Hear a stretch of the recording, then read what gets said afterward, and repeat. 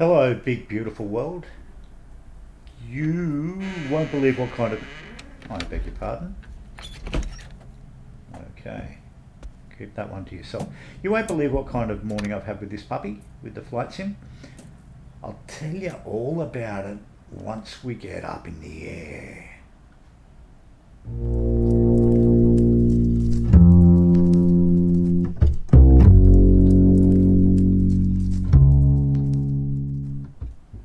Right, so let's get this puppy started.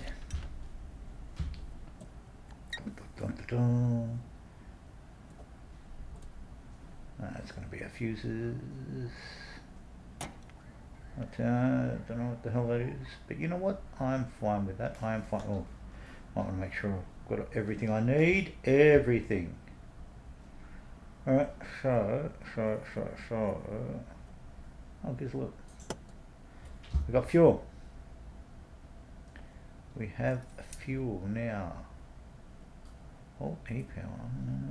No. Okay. So, where's the avionics? So, we need the lane A. So, I imagine these are, there we go, master. Thanks, mate. Avionics. I imagine lane A and lane B to be our mags, yeah? Could be wrong. Okay, beautiful. We're going to take off, and I'll tell you all about it once we're up in the air. So, is that going to be enough to get us off the ground with which to steal this aircraft?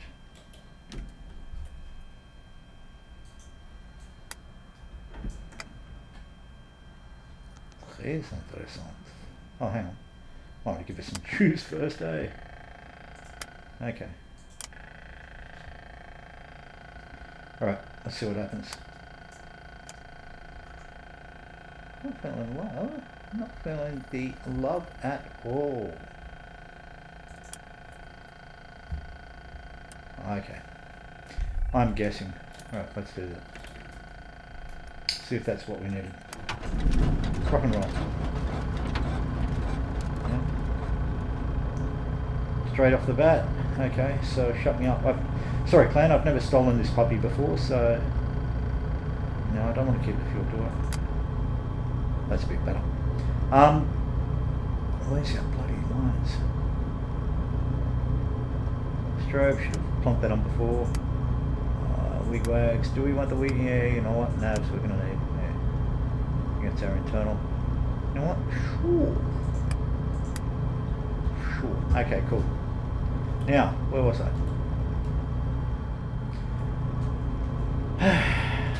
So, you will not believe what kind of morning I've had in the Magic Water flight sim this morning. All for your pleasure. It's never for your pleasure, man. Sorry, that's a really crappy excuse. It's for mine. I'll tell you while we're taxiing out to the runway. What runway, you may well ask, Flying Liar? It is this runway, and this runway is Lilydale, here in beautiful northeast Melbourne, Australia. It is... What's Tom and Terry doing over there? There we go. They had a minor startup, and now that's gone. All right. Yeah, so we're taking off out of Lilydale. We're flying over to the little town of Bunyip. The airfield is actually a farm just north of the little town of Bunyip, I believe. But that's what we're doing now. I will tell you once we're up in the air. I know I should have checked the volume free, direction free. I don't think we need any flaps to come out.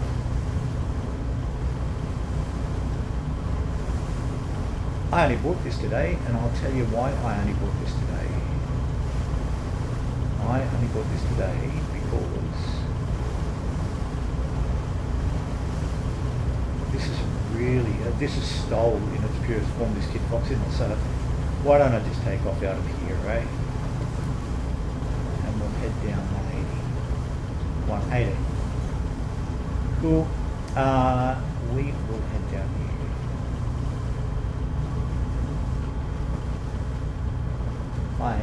I'm doing it. I don't care what you say. Let's just open her up and get the heck out of here.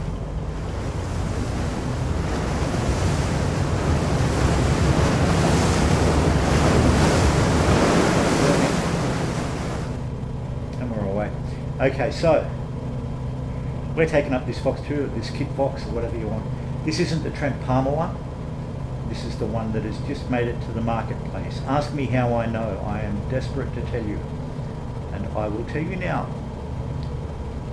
I never bought the Trent Palmer one, the Freedom Fox, at around $47 Oz Australian. And although I liked it and I was tempted by it, I figured, well, there's enough STOL aircraft floating around for free, etc., etc.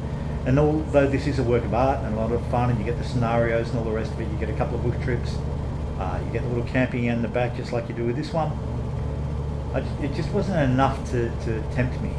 So, like I said, I just didn't want another modern GA style aircraft sitting around that I wouldn't fly, especially not at that price. I thought, okay, well, you know, and especially after the Wing 42 247D release. This isn't a slight or a shot at the crew who make this puppy, the 42 crew on this, but rather Parallel 42, I think it is. But you know, the Wing 42 crew rewrote the book with the pricing on the Boeing 247D. You know, it's hell of a lot of bang for buck on that puppy. Not that I'm a shield for that crew or any other. It's just that this is my experience with the sim over the past couple of years. So,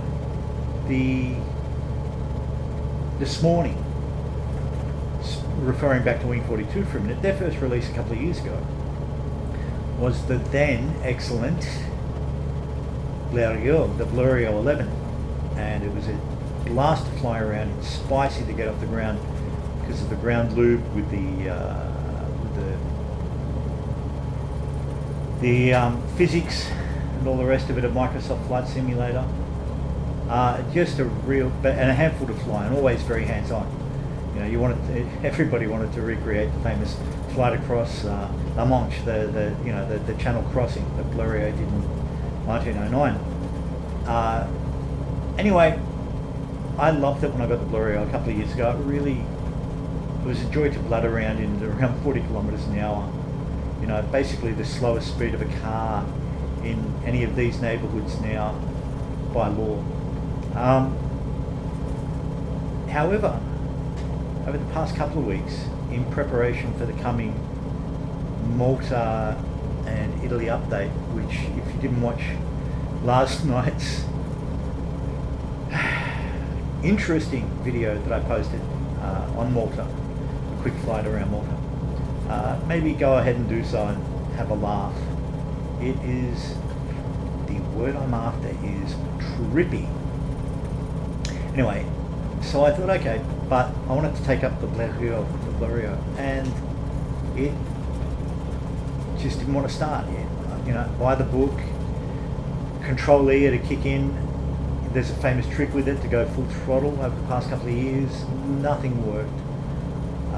Mag on and off, or the blipper on and off as it was back then. Oil on or off, you name it, whatever it was, I tried it. Control E, of course, none of it. Hand cranking the prop. So I did get it up in the air at one point earlier this morning. I don't know why it behaved itself, it just did. So I'm reaching out to the Wing 42 crew as to why it might be. It might be something I'm doing wrong plan. If I do get some info and you're interested, let me know and I'll get feedback next year. If you're that masochistic to want to fly the old Bleriot, I just wanted to do it around here because it's insane, and I'm given to doing insane things, I suppose. Oh, this is actually curious. It's got a just having to trim it to the right, and that's something I don't ordinarily have to do with aircraft these days, but glad to do it anyway. So we're flying up out of Lillydale over the Dandenongs ranges to the east of Melbourne. So I'm keeping it in the hood today. So I took the Bleriot and it started for a little while and then decided to crash and burn in a screaming heat. So I then thought I'd try one of the original natives that I got with Microsoft Flight Sim, which was the Aviat Pit Special, or the Aviat licensed version of the Pit Special. And it's a joy. I mean, the thing handles entirely unrealistically. It just, you can just, you know, kamikaze the hell out of this thing. You can do massive hammerheads, take it up with very little strain on the wings. You can, you know, barrel roll it to your heart's content, all the rest of it, and still pull up in time. All kinds of crazy, wacky and wild stuff. Loop it. But bringing that sucker down for a landing is altogether another thing. It requires a large open strip. And here am I trying to bring it into the likes of Bunyip and little towns like Nanargoon. And yes, Nanargoon is actually a little town here in Western Gippsland, in Victoria, Australia. It's one of the native crew. I think it's the tongue of Wiradjuri. I'm not sure, I could be wrong there. Nanargoon and Kui Rup and little towns like that. But anyway, no matter what I did, I couldn't land the bloody Aviat Pit Special without. I just didn't like any short runways, so I didn't bother to persist with that. And I thought, okay, so I'm going to log out. I'm going to give that up as a bad joke and leave it at that. But as I was logging out, I thought, I'll just check for updates in the marketplace. And I learned that this is available in the marketplace for $27 Oz, or 26.50 Oz, which is cool. Which is kind of what I've been looking for initially. You still get you can still throw out the backpack and on a stole on a short takeoff and landing area, whatever. You just don't get the additional bush trips and the Trent Palmer house and the double Kitfox or Freedom Fox or whatever. All you do is you get a couple of these puppies with livery, and one with a slightly less powerful Rotax. I'm guessing, man, is it a 490? It's got the smaller donk in it anyway, and this puppy is still high up in the prop. I should have actually maybe come down off the prop today. So yeah, it's. I thought, why not? So I've grabbed it. Here we are. So I am an abject failure with a bit of draftage around today, clan. I'm an abject failure with both the Bleriot, and I'm an abject failure with the Aviat Pit Special. Hopefully I won't be an abject failure with this puppy. And we're going from Lilydale to Bunyip for this precise reason. There is no reason. There is no damn reason. I just wanted to fly from Lilydale to Bunyip. I just like it. There's Melbourne off to the at our 3 o'clock basically. You can't see the skyline or anything in the afternoon sun. But I did want a successful flight, and I wanted to feel like a not utterly crap pilot. So bought this. I've heard all the good reviews about it down through the ages. Watched a lot of the clips, and everybody has good words about it, which is terrific. And this is a joy to birdle about in. Like the Jabiru or any of the smaller GA or the kit aircraft that have since gone into manufacture or factory-based aircraft. This is really cool. The glass gauge, the glass cockpit's kind of nice. I'm a steam gauge kind of guy, I guess. Like I said, if you've watched any of the other clips, I'm a bit partial to the golden era of aviation, where things are a little more hands-on or a little less autopiloting. I'm not interested in tube liners or the choppers are fascinating, but they require a lot of attention. So this is really just a palate cleanser, clan. It's just really a palate cleanser after last night's disappointment. I must say comical disappointment after the Italy Ultra update. You just got to watch the video. If you haven't already flown around Malta, just have a look at the video I made last night. Make up your own mind. I put it in. It even made me sign on to a couple of forums to ask about it. Is there something that I'm doing wrong? Do I have to clear the cache or something? We'll see what they come back with. So, I've already missed the most part of the Dandenongs. Up here it's cool. There's little towns like Callista and Alinda and Sherbrooke and a few others besides. They're really cool, arty communities. They are,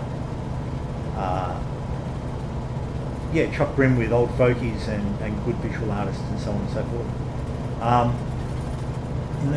I kind of have a romantic notion in my head that I kind of liken it to maybe a kind of pale version of Laurel Canyon circa 1967. But yeah, it is lovely. So anyone who comes down, if you find your way down here in Victoria, get over there.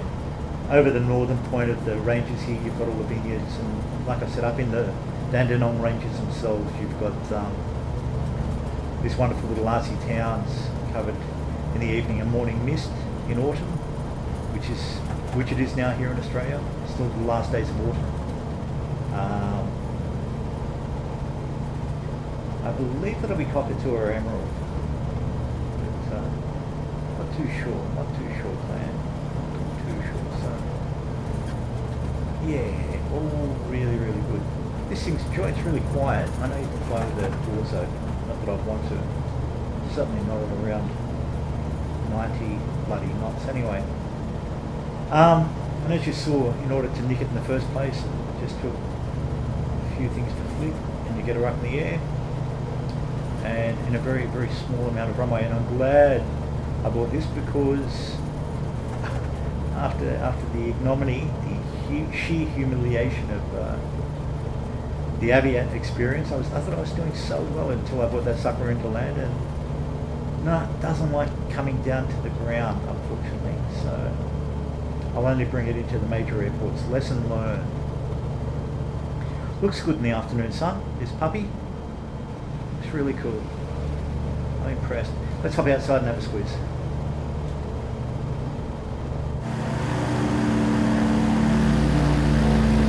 Still got the bush tyres on. Little garish with all the lime green, but I don't care. It's not a nice lime green and grey and black trimming. But you know, like I said, it's really funny. Cool. Let me just start here again. It's going to be interesting now that Wing 42 has set the bench so high with benchmark so high with that Boeing release, to see.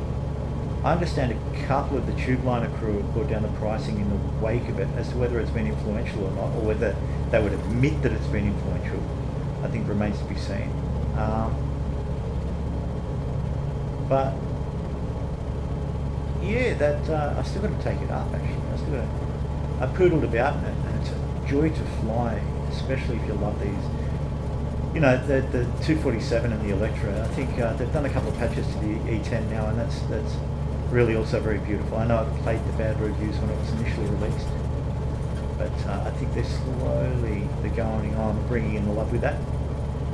And I've written to the Wing 42 crew to ask if they're going to do anything with the Bleriot 11, because it's a very special aircraft. We know that it's rich in history. We know that it's an aircraft of many, many firsts, and I won't talk about them until I either learn the errors of my ways, or else it does in fact need a patch, and I get that puppy up in the air, because the markings on it as well, just super cool. The Italian artillery, I believe, because you get in the Bleriot you get the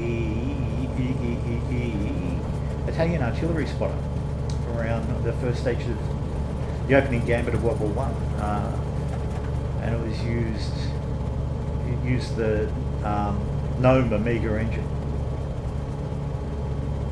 But yeah, I hope they get it right. That'd be nice. Or conversely, if it isn't them and it's me, I hope they get word back to me to say, how do you fly the bloody thing, or how do you just keep the engine running? I'll worry about the flying when I get it off the ground. So that most likely is my beloved Pakenham down there, and that'll be Western Port Bay, I'm thinking. Yeah, look, I'm going to guess it and say it is. At any point we should be coming over the Prince's Highway, actually just down there somewhere. I do like the viz on this puppy, I must admit. I've enjoyed watching the videos I've seen of people doing the missions that you get with the more expensive pack. And look, I'm not averse to spending good bucks on it, but you know, I mean, in this day and age, look, it's arguable if enough cats are doing freeware and all the rest of it. Anything sounds like a lambast, and so therefore I try to avoid it, because the truth is I'm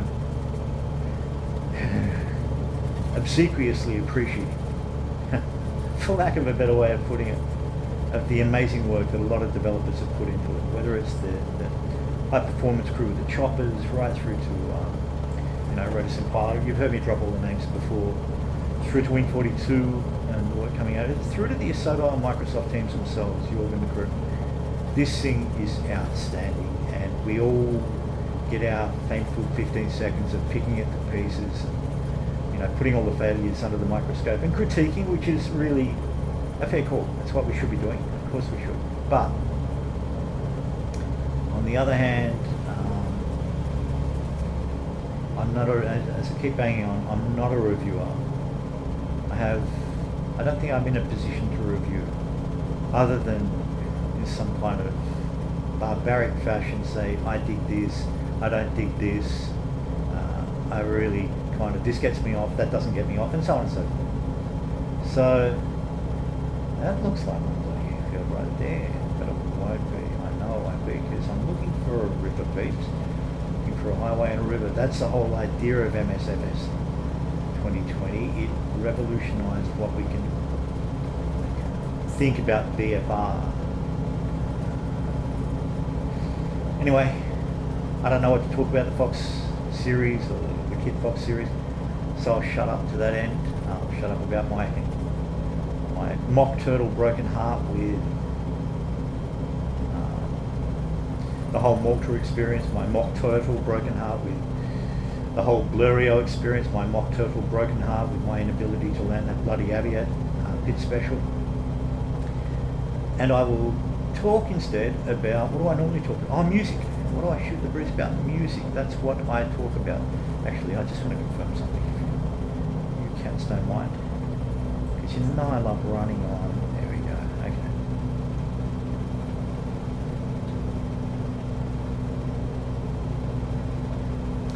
So this is most likely Bunyip right here, gang.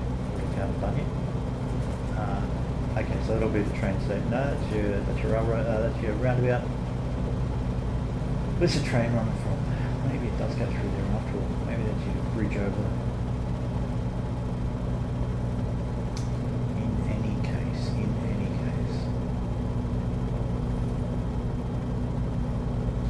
We want to head up this way, and music. So, I mentioned Wet Leg in one of the videos out of the Isle of Wight in England. They're phenomenally good fun pop band, great songs,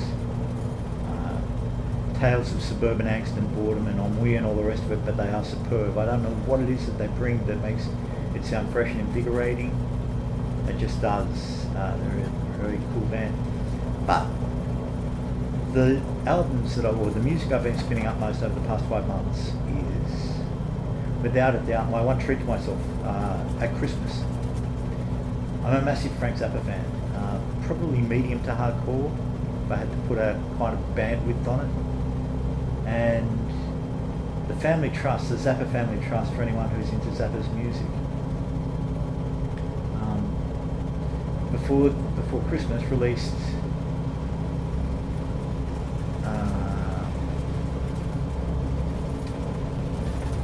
the Roxy tapes, which is my favourite period for Zappa's music, is the Roxy and Elsewhere album, 73 through 75. So, yeah, 73 through 75. You know, musicians like Napoleon Brock Murphy and George Duke, Ralph Humphreys on drums, Chester Thompson on drums, Ralph Underwood, the phenomenal Ruth Underwood on percussion, Tom Fallon on bass. Absolutely outstanding lineup and brilliant musicianship, and the songs are fun. The songs are just a lot of fun. So, yeah, Roxy and Elsewhere, One Size Fits All would probably be my favourite Zappa albums, and the 7 CD set of the Roxy tapes is absolutely outstanding. So if you are into Zappa at all, I can highly recommend it. I mean, I think it costs less than $80 for the box set on CD, and it is just $80 well spent. It's just phenomenal. Also while we're still banging on about Zappa, the Alex Winter, who played Ted in Bill and Ted's Excellent Adventure series with Keanu Reeves. as a labour of love for the best part of the decade, he'd been putting together a documentary on Frank Zappa called, poetically entitled, Zappa. And it was released last year to rave reviews. It was the only... I love this part of the world. I love living down this way. It's cool. It's the only family endorsed documentary about Zappa that I know of, other than what Zappa himself released in his lifetime. And it is great. It is such a cool doco on, all in his own words, on the life and times of Frank Zappa. And I know about, you can't, anybody who knows anything about Frank Zappa knows that he's a controversial figure, if nothing else. And as he called himself, an equal opportunity offender. And that's well and good, but it is a great documentary that doesn't go all out to humanise him. He's not easily humanised in a lot of ways, because he's what I would call a thorny son of a gun on a polite day. Does he warrant the term genius? Yeah, he does. We know in this day and age when that's bandied about a little too heavily, he's kind of one figure I personally can't help associate with the word. Again, not out of reverence or anything like that, it's just that I think it was Stevie White, the guitarist, who said Frank's major problem is that he was a slave to his inner ear. And that's really something you'd only say about Mozart or Bach. And a lot of you might say you're tripping, you're comparing Zappa to Mozart and Bach. Yeah, I am. He worked his ass off. He just did it. That's what he did. He was vulgar and crude. His sexual politics was polarising, to say the least. Even his realpolitik, or his world politics view, could often be a little flip-floppy. But he was incredibly articulate, profoundly thoughtful. And this guy was a rock musician, remember. It's not as if he was a world statesman. Yet every word he spoke was imbued with a strange dignity when he wasn't being puerile and out to just piss people off. He was incredibly articulate and thoughtful as a rock star. And in a similar category from last year, on a different note, you've got David Byrne's American Utopia on Blu-ray. And that is, for anybody who's a fan of Talking Heads or David Byrne, absolutely outstanding. It blew my socks off, and I was a massive fan of not just Stop Making Sense, but before that, the footage at Wembley Stadium, a made-for-TV documentary concert called Once in a Lifetime, when they first expanded out Talking Heads from a 4-piece to I think a 13-piece back then. So yeah, Talking Heads, David Byrne, Frank Zappa, kind of back on the charts. Wet Leg is still getting a lot of airplay in the car and in the house. All right, this has been your friendly Flying Lion taxi service.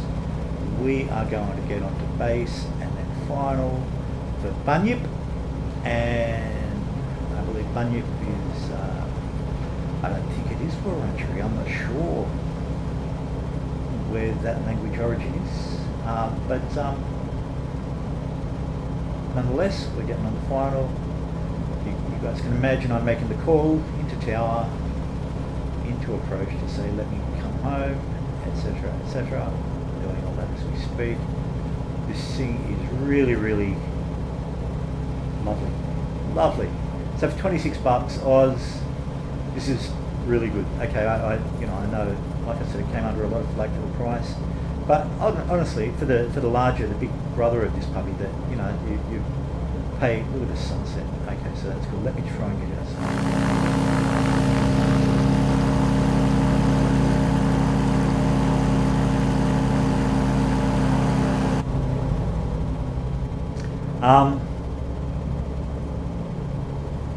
Yeah, both good value for the 46 bucks. I can see now. Like I said, I just wouldn't fly it so much, so I didn't feel a particular need to.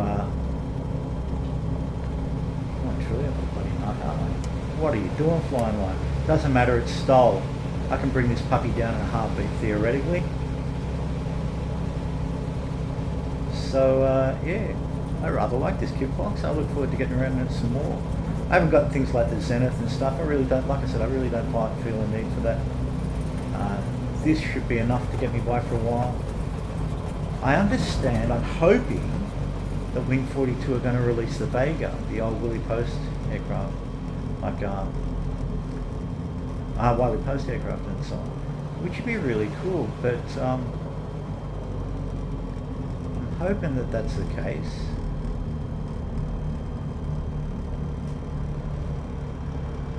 Okay, so let's get it down, shall we?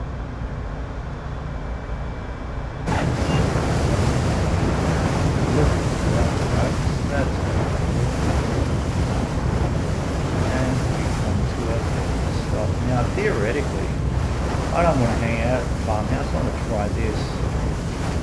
I mean, we're in Bunyip. Really, you got a camp, don't you? So we're just going to.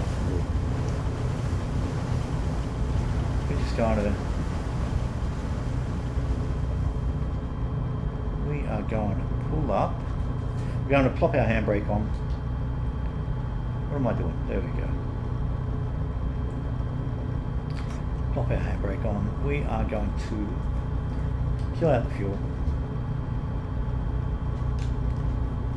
Très intéressant. We are going to kill out the fuel. Kill the avionics. Don't need to kill out lane B.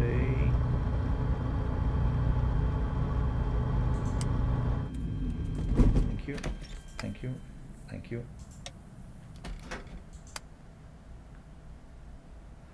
Okay, so fuel pump off, fuel pump off. Turn that off. Open the door. We open the door. How? Get away from me, you kooky kid. There we go. I am going to look for something that says open the... That looks like it. Thank you. Alright, so let's see if we can do this. Hang on. Let's have a squeeze around. Why aren't you doing that? There we go. Oh, and let's hop out, eh? Let's hop out. There we go. We are so going to now. Just my probably not. There we go. Okay, I can do that. We're going to Kip here in Bunyip for the night and have done with it, gang. It's a good sunset. I'll go over there for some water, go to the loo, grab a coffee, kick back and enjoy. Shut me up, big beautiful world. That's it. I feel vindicated at last. Alright clan, stay safe and sane. Bye.